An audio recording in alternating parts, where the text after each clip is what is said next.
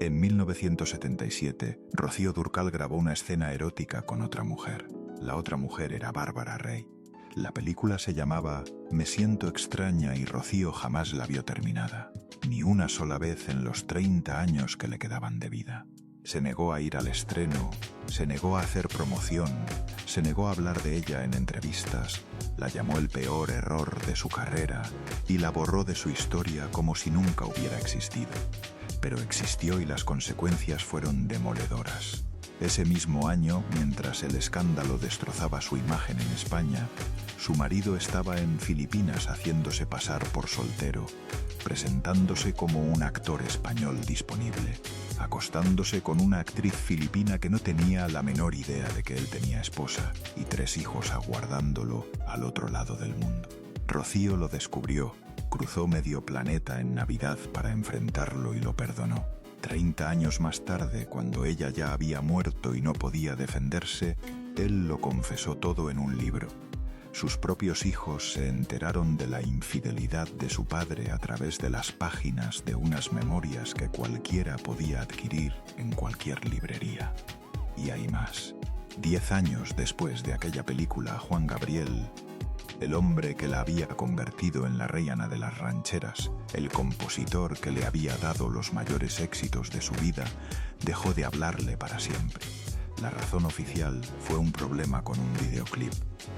La razón verdadera, según un libro publicado por el ex-manager de Juan Gabriel, involucra al marido de Rocío de una manera que todavía hoy genera controversia, una acusación que la familia jamás ha querido comentar.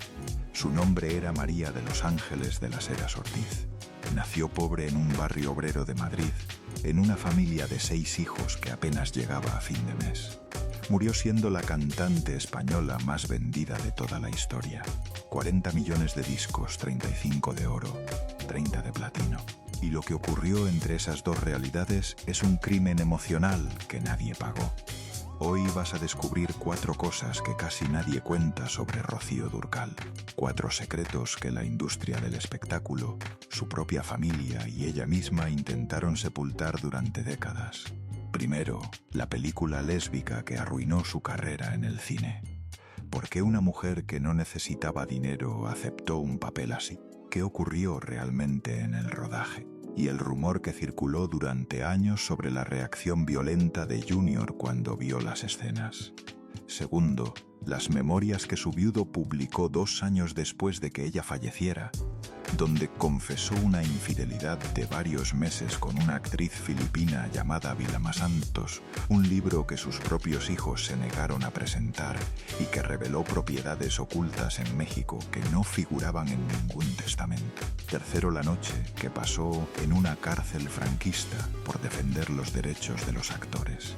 Cómo la policía de Franco la detuvo por terrorismo y cómo Lola Flores pagó 200.000 pesetas para sacarla del calabozo sin que ella lo supiera. Y cuarto, la verdadera razón de la ruptura con Juan Gabriel, el libro que acusa a Junior de algo que la familia nunca ha querido comentar. ¿Por qué estuvieron 10 años sin dirigirse la palabra? ¿Y por qué Juan Gabriel no asistió al funeral de la mujer que había convertido sus canciones en himnos eternos? Te avisaré cuando llegue cada revelación, pero te advierto algo. Si te vas antes del minuto 40, te pierdes la parte que la familia Dúrcal lleva casi 20 años intentando borrar de la historia. Y te pierdes también la forma en que Rocío eligió vivir sus últimos años. Cómo siguió cantando mientras el cáncer la consumía, cómo grabó su último disco sin poder mantenerse de pie y cómo subió a recoger su Grammy sabiendo que probablemente era la última vez que pisaría un escenario. Empecemos. Madrid, 1944. Barrio de 4 caminos, 6 hijos, un padre taxista, una madre que no daba abasto y una niña de 5 años que se subía a los pupitres del colegio a cantar porque no sabía hacer otra cosa. Esa niña se llamaba Marieta y tenía un abuelo que veía algo en ella que nadie más era capaz de ver. Mi abuelo me llevaba al bar donde jugaba al dominó y me subía a las mesas para que cantara. Recordaría a Rocío décadas después. Era mi único fan cuando nadie creía en mí. Guarda este detalle del abuelo.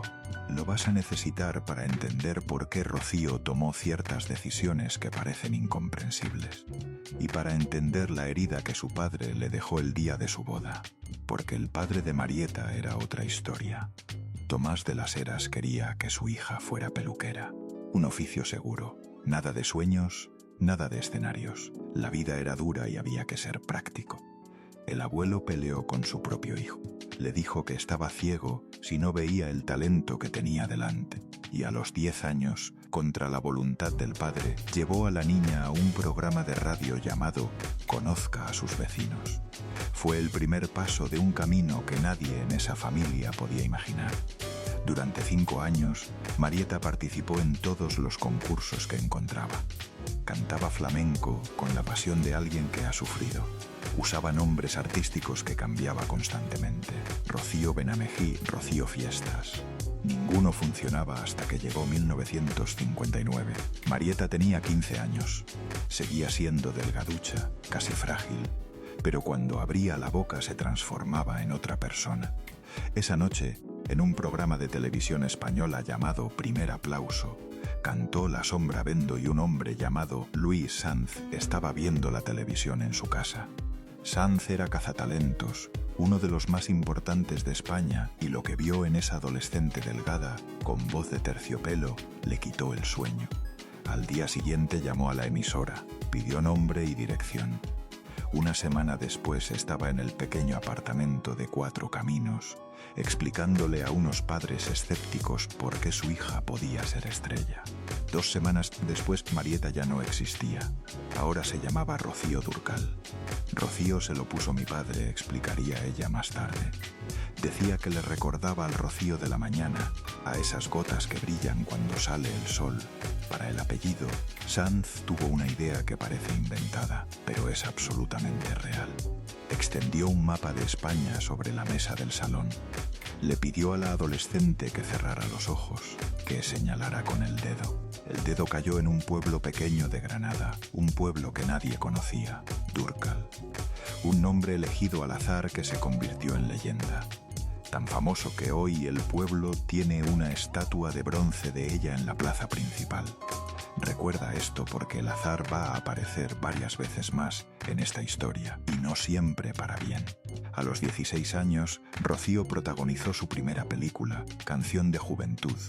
Le pagaron 75.000 pesetas. Más dinero del que su padre ganaba en un año entero conduciendo taxis.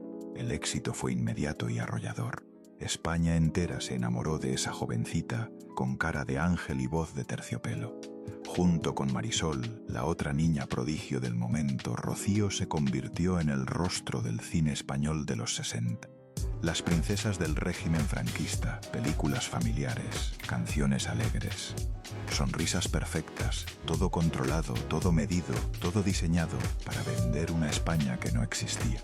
Pero lo que parecía un cuento de hadas era una jaula de oro. Luis Sanz era dueño de su imagen. Cada película tenía que ser aprobada por él. Cada canción, cada aparición pública, cada entrevista. Rocío no podía opinar sobre su propia carrera. No podía elegir qué proyectos hacer. No podía negarse a nada. El contrato que había firmado a los 15 años, sin comprender lo que significaba, la ataba de pies y manos. Y lo peor, los porcentajes que le correspondían de sus propias películas eran mucho menores de lo que ella creía, mucho menores de lo que merecía. Esto es importante, guárdalo, porque cuando entiendas las condiciones reales de ese contrato, vas a entender por qué en 1977 aceptó rodar una película que destruiría todo lo que había construido. Recuerda, Rocío Dúrcal ganaba menos de lo que parecía, mucho menos, y eso la obligaría a tomar decisiones desesperadas. 1960. Rocío tiene 21 años, ya ha protagonizado varias películas exitosas, ya es una de las caras más reconocibles de España y está a punto de conocer a los hombres que le destrozarán la vida.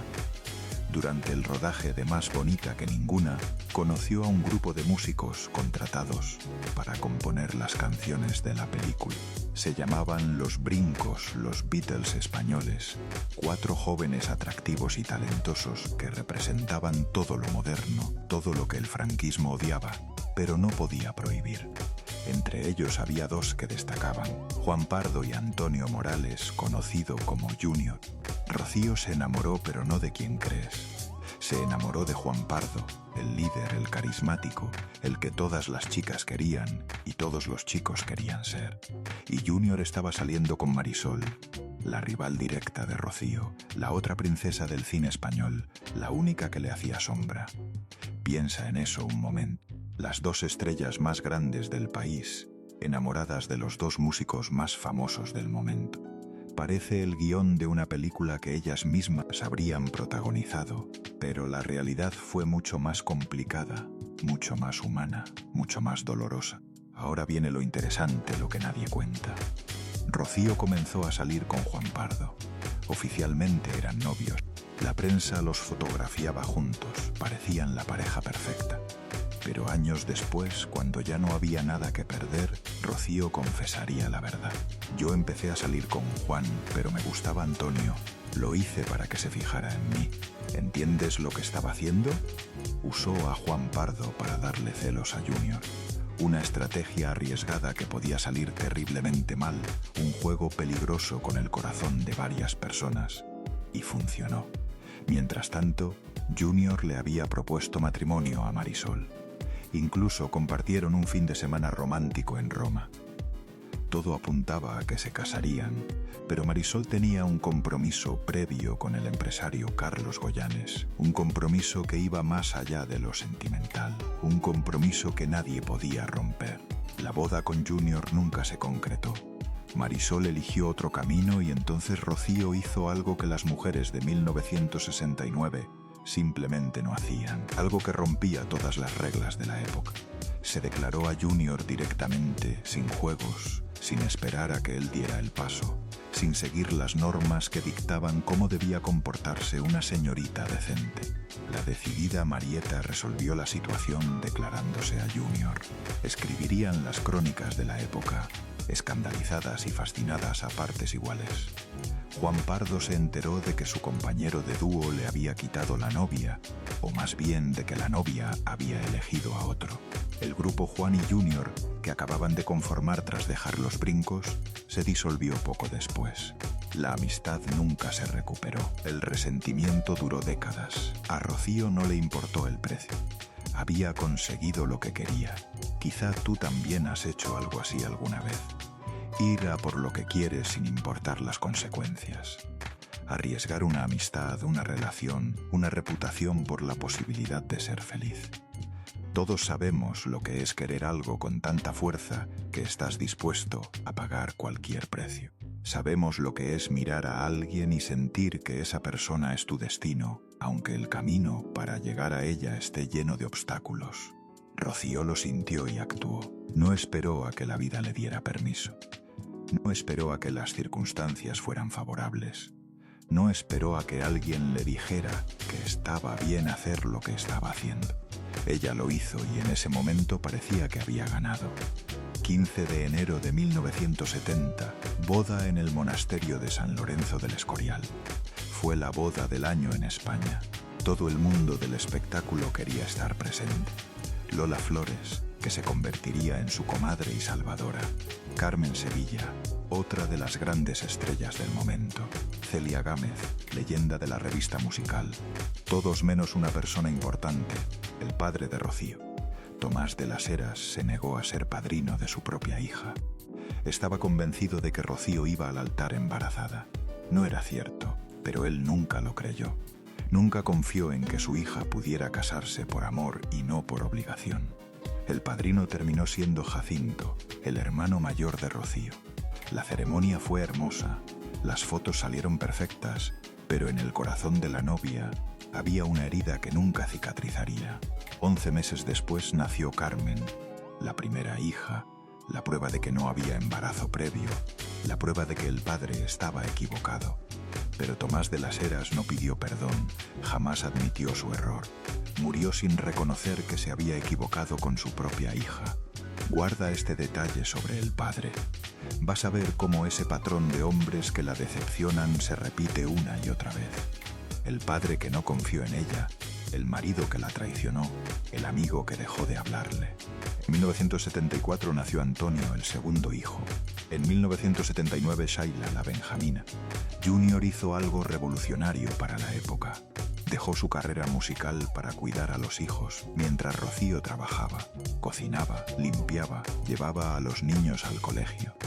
Se convirtió en el pilar silencioso de la familia, el matrimonio perfecto, el amor que había vencido a los celos, a las rivalidades, a las convenciones sociales. Eso es lo que parecía desde fuera. Pero mientras Junior jugaba a ser el esposo ideal en Madrid, ya estaba preparando la traición que confesaría 30 años después. Y mientras la familia crecía, Rocío estaba a punto de cometer el peor error de su vida profesional. Primera revelación. Atención, esto es lo que prometí al principio. 1977. Franco llevaba 2 años muerto, la censura estaba cayendo y España descubrió el destape. Películas con desnudos, temas prohibidos, todo lo que el franquismo había reprimido durante 40 años saliendo a la luz de golpe. Un director llamado Enrique Martín Maqueda tuvo una idea que le pareció brillante. La primera película española con una relación lésbica explícita entre 2 mujeres, y quería que las protagonistas fueran 2 de las actrices más famosas del momento. Bárbara Rey, la vedette que no le tenía miedo a nada, la mujer que se desnudaba en los escenarios sin pestañear, y Rocío Dúrcal, la niña prodigio que toda España había visto crecer, la imagen de pureza e inocencia del cine español, la que había construido toda su carrera sobre personajes dulces y canciones alegres. La vedette sin miedo y la princesa del régimen juntas en pantalla, en escenas que nadie había visto antes. ¿Por qué Rocío aceptó un papel así? La respuesta es brutal y tremendamente dolorosa. Necesitaba el dinero. A pesar de la fama, a pesar de las películas exitosas, a pesar de ser una de las caras más reconocibles del país, Rocío Dúrcal estaba atravesando problemas económicos graves. ¿Recuerdas lo que te dije sobre el contrato con Luis Sanz? Los porcentajes que le correspondían eran mucho menores de lo que ella creía, mucho menores de lo que merecía por su trabajo. Y con 3 hijos que mantener, no podía permitirse el lujo de rechazar trabajo. La película se llamó Me siento extraña. El argumento era simple pero provocador. Laura, una pianista interpretada por Rocío, huye de un marido que la maltrata y un suegro autoritario. Se refugia en casa de Marta, una vedette interpretada por Bárbara Rey. Lo que comienza como amistad termina convirtiéndose en algo más profundo, algo que la España de 1977 todavía no estaba preparada para ver. El rodaje fue un desastre desde el primer día. Los guiones cambiaban constantemente. Las escenas se reescribían sobre la marcha, a veces minutos antes de filmarlas. Rocío tuvo que ser doblada en parte de la película porque sufrió un accidente doméstico que le afectó la voz. Pero lo peor llegó cuando vio las primeras escenas del montaje final. No era la película que le habían prometido, no era la historia que le habían vendido. Era algo mucho más explícito, mucho más provocador, mucho más difícil de justificar ante su público familiar.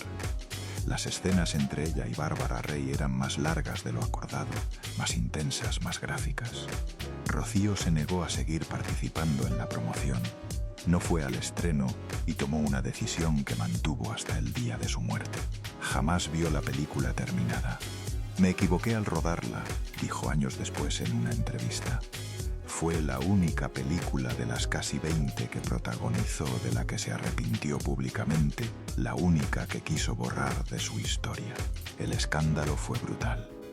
Los periódicos de la época hablaron durante semanas, no de la trama, no de la calidad artística, solo de las escenas entre Rocío y Bárbara, los desnudos, el beso.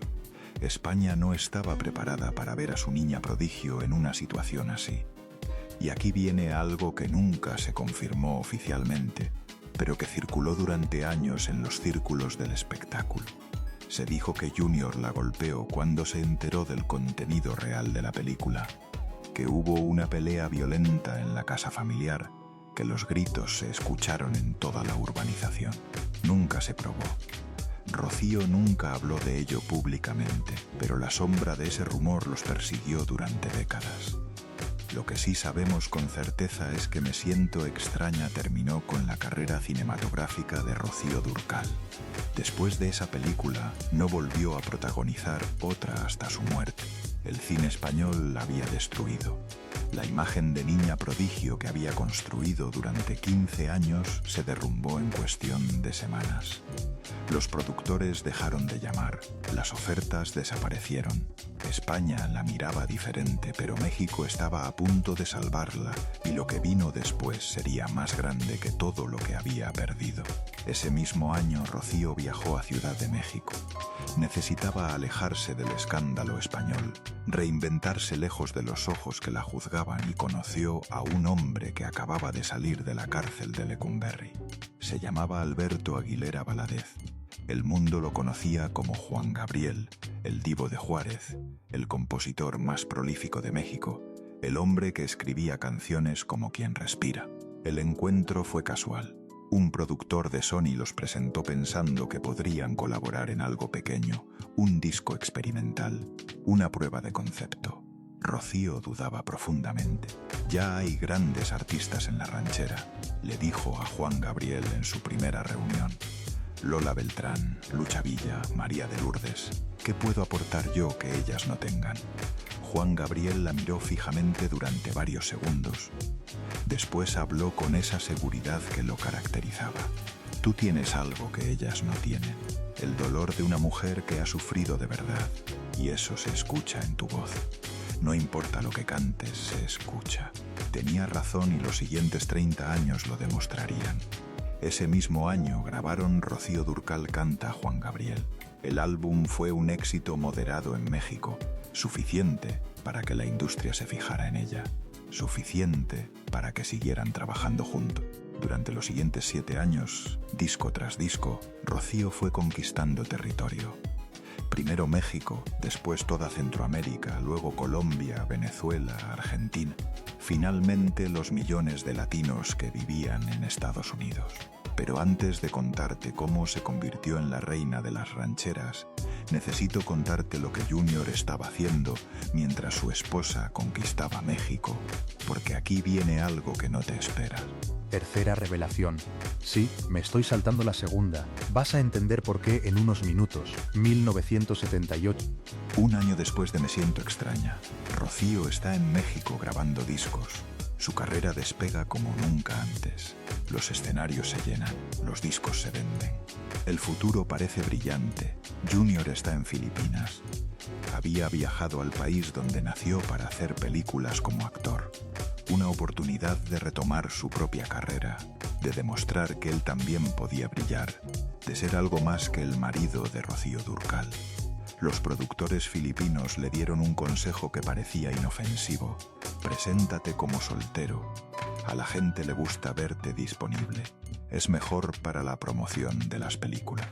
Junior lo aceptó sin pensarlo demasiado. Sin internet, sin redes sociales, sin teléfonos móviles, sin manera de verificar nada.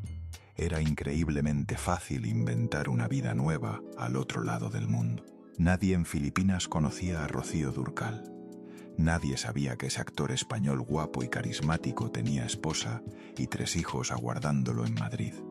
Se enamoró de su coprotagonista, una actriz filipina llamada Vilma Santos, joven, exitosa, hermosa, que no tenía la menor idea de que el hombre con el que se acostaba tenía una familia completa al otro lado del mundo. El romance duró meses, 3 películas rodadas juntos, noches compartidas lejos de todo lo que Junior había construido con Rocío. Pero Rocío intuía algo desde la distancia. Las llamadas que no llegaban cuando deberían llegar, las excusas que no encajaban del todo, las respuestas evasivas cuando preguntaba qué había hecho ese día, esa sensación en el estómago que todas las mujeres conocen cuando algo no está bien con la persona que aman. En diciembre de 1978 tomó una decisión drástica. Salió de Los Ángeles, donde estaba grabando el 23 de diciembre. Voló durante más de un día cruzando el Pacífico. Llegó a Manila el 25 de diciembre, Navidad. ¿Cómo que estas me van a quitar a mi hombre? De eso nada. Eso pensaba mientras cruzaba medio mundo para enfrentar a su marido. No sabemos exactamente qué pasó en esa habitación de hotel. No sabemos qué palabras se dijeron a puerta cerrada. No sabemos si hubo gritos o lágrimas o silencios que dolían más que cualquier grito. Lo que sí sabemos es que Junior regresó a España cuando terminó su tercer contrato obligatorio y nunca más volvió a alejarse de su familia. Vilma Santos continuó con su vida en Filipinas. Hoy es una política poderosa en su país. Senadora, figura respetada, probablemente ni recuerda al músico español con el que tuvo un romance hace casi 50 años. Rocío lo perdonó, o al menos decidió seguir adelante. Decidió que 36 años de matrimonio valían más que unos meses de traición. Decidió que el amor que sentía por Junior era más fuerte que el dolor que él le había causado. Pero la historia no termina ahí, porque 30 años después, cuando ella no podía defenderse, Junior lo confesó todo. 2008, 2 años después de la muerte de Rocío, Junior publicó sus memorias. El libro se llamaba Mucho antes de dejarme. Lo escribió con la ayuda de la periodista Eva Celada, y en esas páginas lo confesó absolutamente todo. La infidelidad, el romance con Vilma Santos, los meses de engaño, las mentiras que había sostenido durante 30 años. Sus hijos se enteraron por el libro, no por una conversación privada de padre a hijos, no por una confesión íntima en el salón de casa, sino por un libro que cualquiera podía comprar en cualquier librería de España. Carmen y Antonio, los hijos mayores, no fueron a la presentación. Mostraron su rechazo públicamente ante los medios. No podían perdonar que su padre hubiera expuesto así la memoria de su madre. El hijo Antonio descubrió además algo que lo destrozó. Rocío tenía propiedades en México y cuentas bancarias en el extranjero que no aparecían en el testamento español. Propiedades que Junior había ocultado deliberadamente.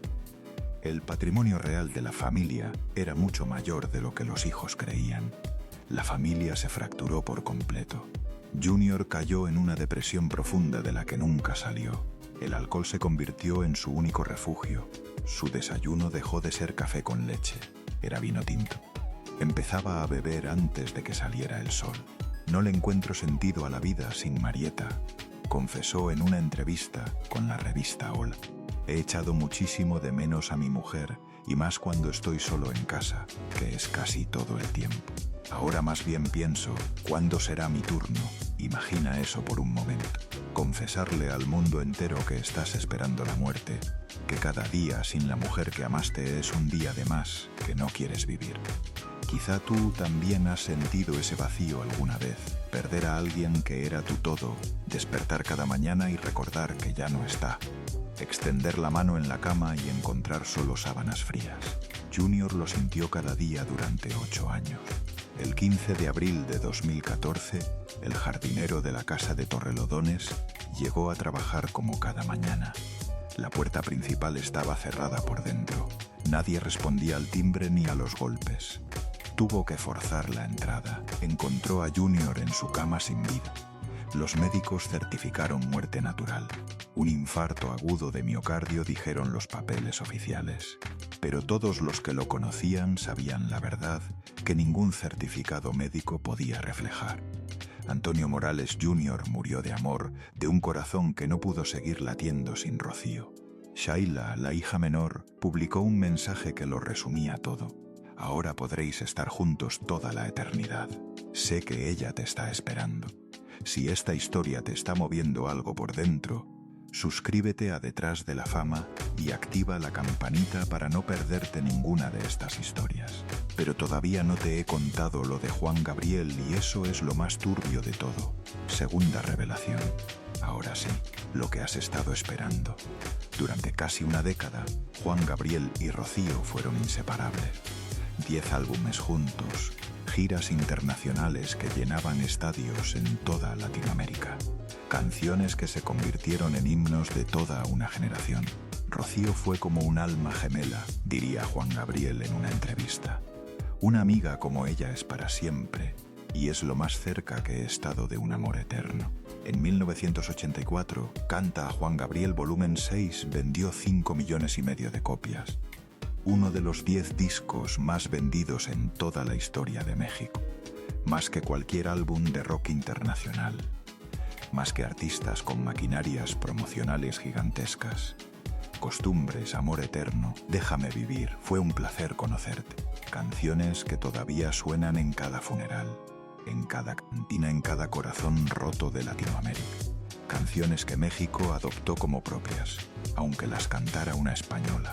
La radio mexicana empezó a emitirla a todas horas, en los taxis de Ciudad de México, en los mercados de Guadalajara, en las cocinas de las abuelas que preparaban tamales mientras tarareaban Fue tan poco tu cariño, en las cantinas de Monterrey, donde los hombres lloraban sin vergüenza después del tercer tequila. Rocío no solo cantaba rancheras, las transformaba. Les quitaba el machismo tradicional, les añadía una fragilidad femenina que el género nunca había tenido. Cuando ella cantaba sobre el abandono, no era una víctima pasiva, era una mujer digna que sufría con la cabeza en alto. Rocío se convirtió en la reina de las rancheras, la española más mexicana, la diva de divas, 35 discos de oro, 30 de platino, 40 millones de copias vendidas. La cantante española con más ventas de toda la historia. ¿Por qué México la adoptó de esa manera? ¿Por qué un país tan orgulloso de su música aceptó a una extranjera como su reina? Porque el dolor no tiene nacionalidad. Rocío había sufrido de verdad la pobreza de 4 caminos, el rechazo de su padre, la película que destruyó su imagen, la traición de su marido. Cuando cantaba sobre el desamor, lo recordaba, y eso se escuchaba en cada nota que salía de su garganta. Los mexicanos la reconocieron como suya, porque las lágrimas son el mismo idioma en Madrid que en Guadalajara, porque una mujer que ha amado y ha perdido entiende a otra mujer que ha amado y ha perdido. Pero en 1986 todo cambió de la noche a la mañana, sin aviso, sin explicación pública. Juan Gabriel y Rocío dejaron de hablarse. 10 años de silencio absoluto entre dos personas que habían creado música que emocionaba a millones. La versión oficial habla de problemas con disqueras, contratos que impedían a Rocío cantar las canciones de Juan Gabriel sin pagar regalías desorbitadas, cuestiones legales y comerciales que escapaban al control de ambos. Pero hay otra versión, una que ninguno de los dos confirmó jamás, una que sus familias todavía prefieren no discutir. La primera versión involucra un videoclip. Rocío estaba grabando el clip de La Guirnalda en Puerto Vallarta, México. Era un proyecto importante. Había invertido tiempo, dinero y esfuerzo en cada detalle. De repente, sin aviso previo, llegó un equipo de televisión al set de grabación. Cámaras, luces, productores que nadie había invitado. Juan Gabriel los había enviado.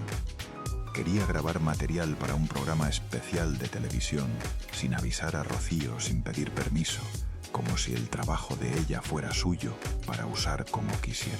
Rocío se enfureció como pocas veces en su vida. Lo llamó por teléfono esa misma noche y le reclamó de forma brusca, directa, sin filtros.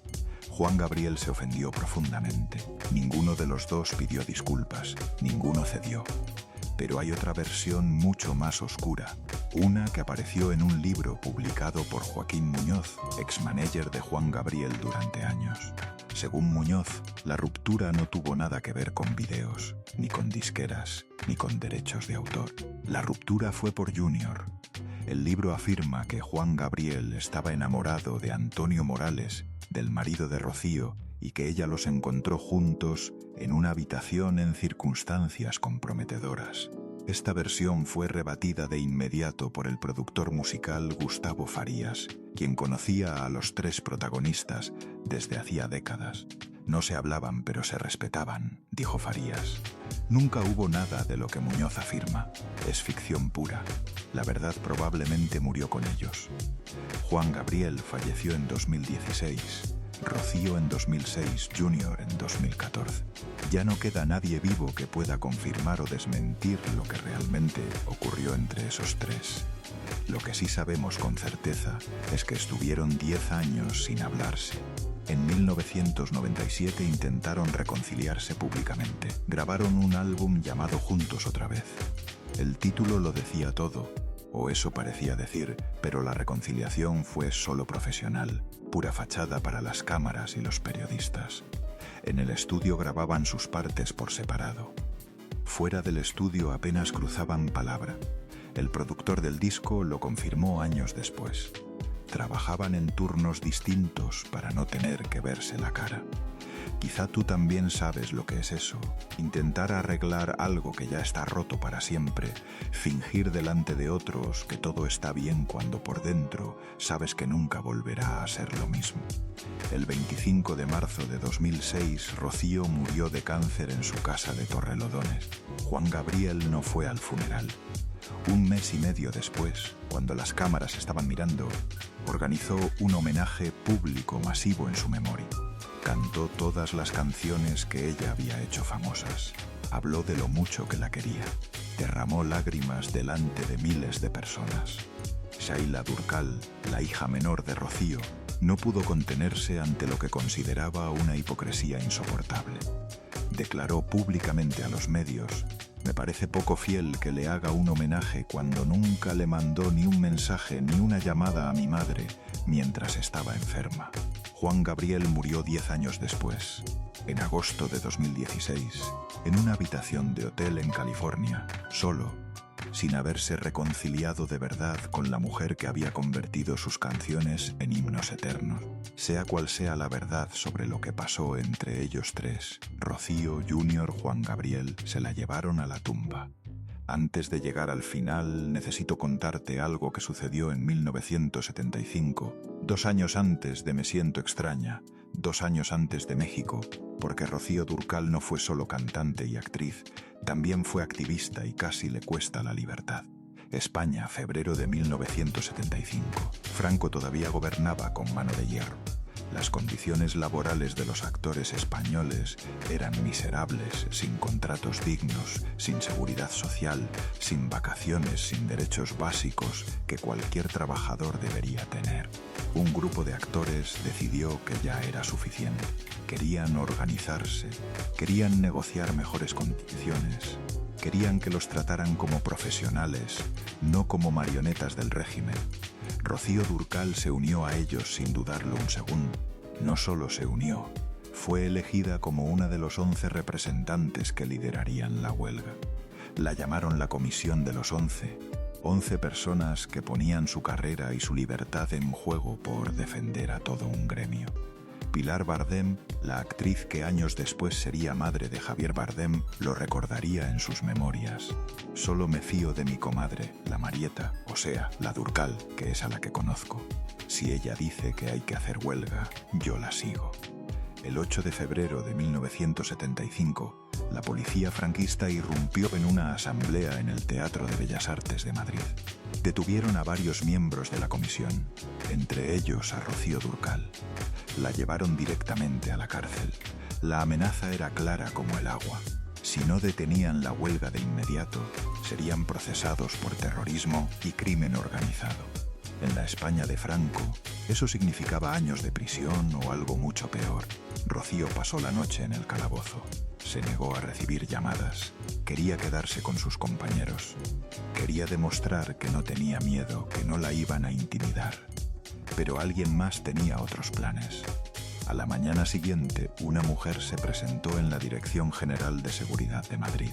Llevaba un abrigo de piel que costaba más que el salario anual de un policía y una actitud que no admitía discusión ni demora. Mi comadre dijo con esa voz que toda España reconocía: «Ya está en la calle mi comadre, que es una artista muy grande y lleva el nombre de España por todos los sitios». Era Lola Flores, la faraona, una de las mujeres más poderosas e influyentes del espectáculo español. Pagó 200.000 pesetas de fianza, el equivalente a unos 100 euros de hoy, una fortuna absoluta en aquella época. La policía engañó a Rocío diciéndole que tenía que salir a prestar declaración. Cuando llegó a la puerta, se encontró con Lola Flores esperándola con los brazos abiertos. Rocío nunca olvidó ese gesto y Lola nunca lo admitió públicamente. Cuando los periodistas le preguntaban, cambiaba de tema o negaba con la cabeza, pero la deuda quedó grabada para siempre. Una deuda de gratitud que uniría a ambas mujeres hasta el final de sus días. Ahora sí, la última parte, la que has estado esperando sin saberlo. Cuarta revelación. Esta no es sobre un escándalo, no es sobre una traición, no es sobre secretos oscuros que alguien intentó ocultar. Es sobre algo mucho más profundo, mucho más universal. Algo que todos vamos a enfrentar algún día, queramos o no. Es sobre cómo Rocío Dúrcal eligió vivir sus últimos años y cómo eligió morir. Octubre de 2001. Rocío acababa de grabar Entre tangos y mariachi, uno de sus últimos discos. Se sentía agotada, más de lo normal, una fatiga que no desaparecía con el descanso. Se hizo unos análisis rutinarios. Cáncer de útero. Tenía 57 años, 3 hijos adultos, nietos que empezaban a llenar la casa de risas, una carrera que todavía llenaba estadios en toda Latinoamérica. Todo eso amenazado por 6 letras que nadie quiere escuchar. La doctora le explicó las opciones con esa frialdad clínica que los médicos aprenden. Cirugía inmediata, quimioterapia agresiva, radioterapia, pronóstico reservado. Rocío escuchó en silencio. Después hizo una sola pregunta. ¿Puedo seguir cantando? La doctora no supo qué responder. Junior fue el primero en saberlo después de ella. Se sentaron juntos en el jardín de Torrelodones, el mismo jardín donde él moriría 13 años después esperando reunirse con ella. Y hablaron hasta que salió el sol. No de tratamientos, no de pronósticos, no de lo que los médicos habían dicho. Hablaron de lo que habían vivido juntos, de los errores cometidos, de las cosas que nunca se habían dicho, de Filipinas, de los silencios que habían durado demasiado, de todo lo que habían guardado durante 30 años de matrimonio. Esa noche, según contaría Junior años después, fue cuando realmente se perdonaron todo. Las infidelidades, los secretos, las mentiras, todo quedó atrás en esas horas antes del amanecer. Rocío canceló las giras de inmediato, se sometió a tratamientos agresivos, quimioterapia, radioterapia, cirugías. El cabello se le cayó, las náuseas la dejaban en cama durante días. Perdió 20 kilos hasta quedar irreconocible, pero siguió trabajando. En 2003 grabó un dueto con Julio Preciado, el cantante mexicano. Si nos dejan se llamaba la canción. Una canción sobre el amor que sobrevive a todo. Apenas podía mantenerse de pie en el estudio. Los técnicos tuvieron que traerle una silla alta para que pudiera apoyarse entre tomas. Grababa 2 líneas y tenía que descansar 5 minutos. Nadie lo notó en la grabación final. Su voz sonaba tan potente como siempre, tan llena de vida como cuando tenía 20 años. Ese era su superpoder secreto. Podía estar muriéndose por dentro y sonar absolutamente viva. En 2004, a pesar de que los médicos le habían comunicado que el cáncer había hecho metástasis en los pulmones, cumplió con el compromiso de grabar Alma Ranchera, su último disco, un homenaje al género que la había adoptado como reina. El día que llegó al estudio de grabación, los músicos que la esperaban se quedaron en silencio. Llevaba un pañuelo cubriéndole la cabeza. Había perdido todo el cabello. Pesaba 20 kilos menos que la última vez que la habían visto. Pero cuando abrió la boca para cantar, era la misma Rocío de siempre. La voz no había cambiado, el alma tampoco. Algún día me van a dar el Grammy, aunque sea por aburrimiento, bromeó en una entrevista de esa época, refiriéndose a las múltiples nominaciones que nunca se habían convertido en premio. En 2005 finalmente lo consiguió. Grammy Latino a la excelencia musical. Estaba en cama cuando le dieron la noticia. Llevaba días sin poder levantarse. El cáncer avanzaba más rápido de lo que los médicos habían previsto. Voy a ir, dijo cuando Junior le sugirió que mandara a alguien a recoger el premio. Voy a subir a ese escenario aunque sea lo último que haga. Y casi lo fue. El día de la ceremonia, la maquillaron durante 3 horas para disimular lo que la enfermedad había hecho con su rostro. Le pusieron una peluca idéntica a su cabello natural. La vistieron con un traje que ocultaba lo delgada que estaba. Subió al escenario con dificultad visible, pero subió. La ovación duró varios minutos. El público sabía que estaba enferma. Sabía que probablemente era la última vez que la verían en un escenario. Le gritaban que la querían, que era la mejor, que nunca la olvidarían. Ella sonrió con esa sonrisa que había perfeccionado durante 50 años de carrera. La sonrisa que ocultaba el dolor, la sonrisa que decía todo está bien, cuando nada estaba bien. El show tenía que continuar. Lo había escuchado toda su vida desde los 5 años cantando sobre pupitres, desde que su abuelo la subía a las mesas de los bares para que los clientes la escucharan. Cuando estaba enferma de gripe y Luis Sanz la obligaba a filmar escenas, el show tenía que continuar.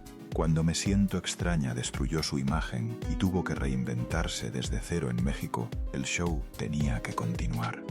Cuando Juan Gabriel dejó de hablarle y tuvo que seguir cantando sus canciones sin él, el show tenía que continuar. Cuando su cuerpo se negaba a responder y las fuerzas la abandonaban, el show tenía que continuar. El 25 de marzo de 2006, a las 5 de la tarde, el show finalmente no pudo continuar más. Los últimos días fueron tranquilos. Rocío había dejado de luchar contra lo inevitable. Había aceptado que su cuerpo ya no podía más. Pidió que la dejaran en su habitación de Torrelodones.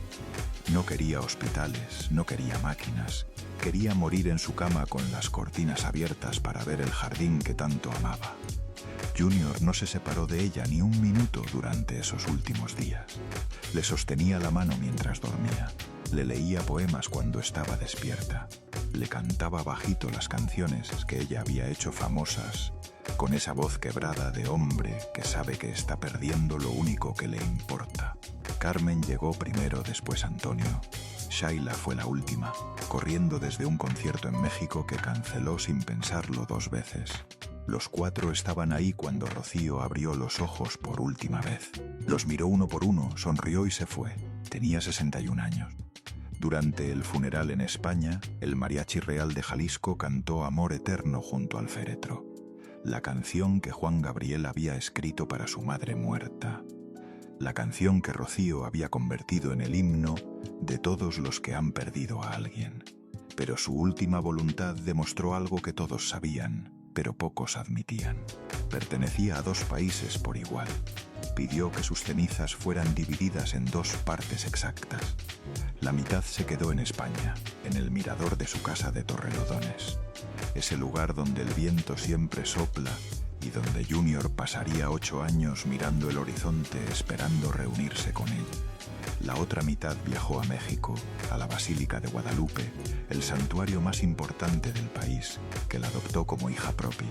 Cuando la urna llegó al aeropuerto de Ciudad de México, la recibió un grupo de mariachis vestidos de gala. Cantaron México lindo y querido, la canción de los que se van pero nunca olvidan.